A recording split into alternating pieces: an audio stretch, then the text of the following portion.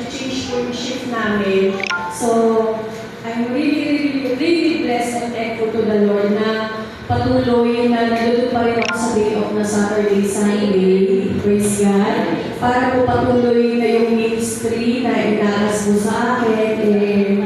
Magawa pa rin po yung sa tribe. At the same time na po yung every Sunday na service po na makakati natin pa rin po. So, salamat po talaga kay Lord. Nandun pa rin po ako sa stage na yun. At nagpapasalamat din po sa Panginoon na patuloy araw-araw.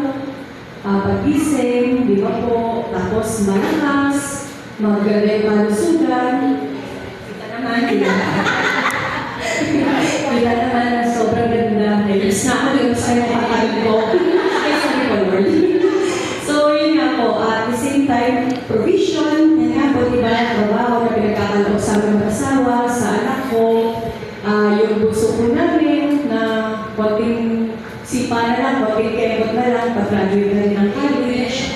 So, yun nga po. Salamat po talaga sa Panginoon sa kabutihan niya po. Sa mga pagsubok, di ba po, pinagpapasalamat din po natin sa Panginoon sa mga pagsubok na nalalampasan. Na ano lang po kanina sa sharing ni Belisandra, yung encouragement niya, yung motivation sa atin, di ba? Na lahat po tayo talaga may mga pinagkakahanan.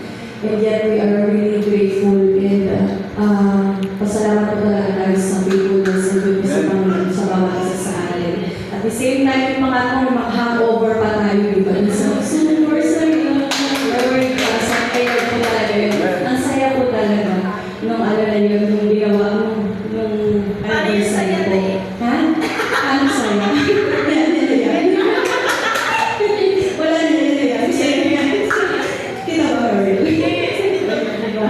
So, mag-isulit po yan kasi nga po nasa Israel po ako, active din po ako sa church. So, sa Christ Lord Church po talaga pag yung mga activities, mga retreat, mga ano po ba yan, mga anniversaries, Pasko, basta yung mga ano po, celebration. So, nung umuwi nga po ako ng Pilipinas, so parang medyo na-depart ng konti kasi naghahanap ng church. So, praise God. Nawakas Gospel Church. So, yan. Thank you, Lord. So, yan po. Before po ako mag-proceed po, basahin po yung parang mensahe po na gusto ko lang po share sa bawat isa. Gusto ko pong umpisahan sa panalangin. Diyos sa mga namin makapangyarihan sa lahat. Salamat po. Salamat po muli sa gabi po na ito po sa amin. Salamat po sa gabi ito na saan po magagal po yung mga anak na nanampalataya sa iyo na makapanalangin naman, makapakinig ng mensahe, mamotivate sa bawat isa. Salamat po sa mga testimony, Lord, na narinig at alam mo po, Panginoon, ang pinag-aralan ng bawat isa sa amin. Alam mo rin po, Panginoon, kung gano'n kasaya ang bawat isa sa amin, Panginoon.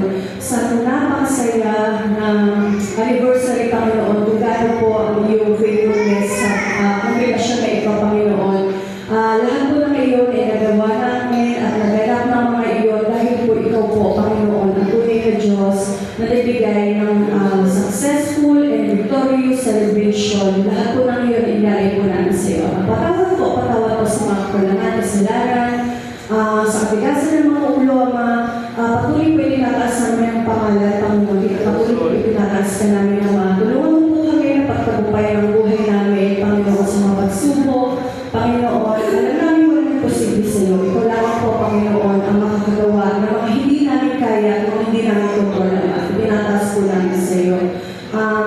Sa mga lahat po na nabibito ang mga alam po sa mga panalangin ng bawat isa. Binigis na, Lord God, i-share mo po ang word na gusto mo pong ibahagi sa bawat isa sa amin. Salamat po. Ito po ang panalangin. Palaking na pananampalataya sa ngalan ng Ama, ng Anak, at ang Espiritu Santo. Amen. So, yun po. Ang ano po ngayon is 1:17.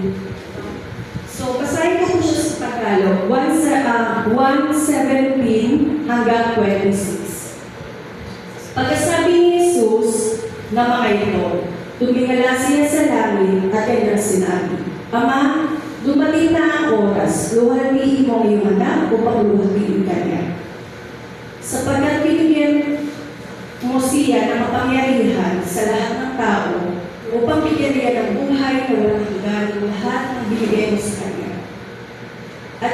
ang buhay na walang hanggan ang makilala kanila na isang tunay na Diyos at si Jesucristo iyong isinubo.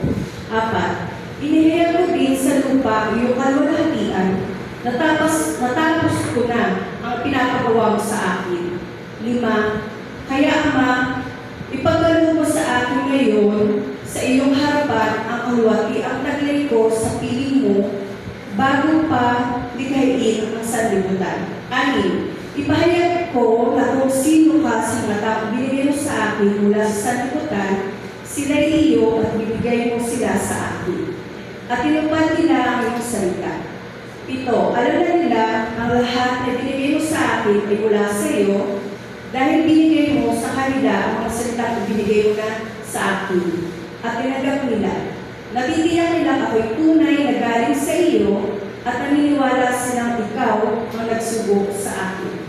9. Idinalangin ko sila, hindi ang sanlibutan ito ang idinalangin ko, kundi ang lahat ng binigay mo sa akin sapagat sila'y sa iyo.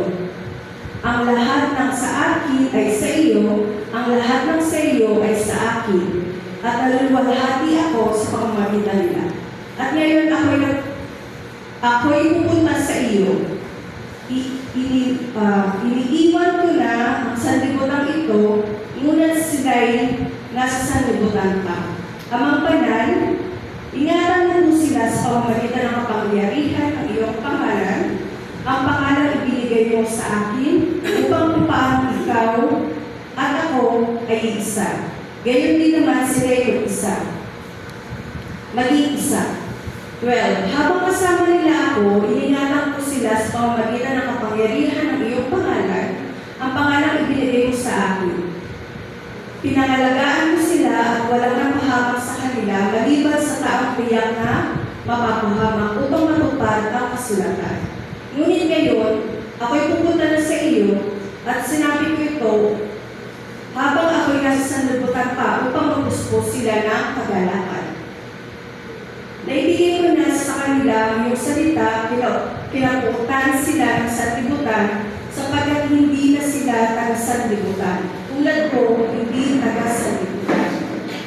Hindi ito idinadalang kunin mo sila sa sanlibutan, kundi iligtas mo sila sama-sama. 16. Hindi sila taga-sanlibutan tulad ko na hindi din taga-sanlibutan. 17. Huwag mo sila para sa iyo sa pamamagitan ng katotohanan, ang salita mo ang katotohanan. 18. Kung paano isinubo mo ako sa sanlibutan, gayon din ang isinubo ko sila sa sanlibutan. At alang-alang sa kanila, inalaga ko ang aking sarili para sa iyo upang maitalaga rin sila sa katotohanan. 20. Hindi lamang sila ang dinadalangin ko, kundi pati ang mananalig sa akin dahil sa kanilang kahayag.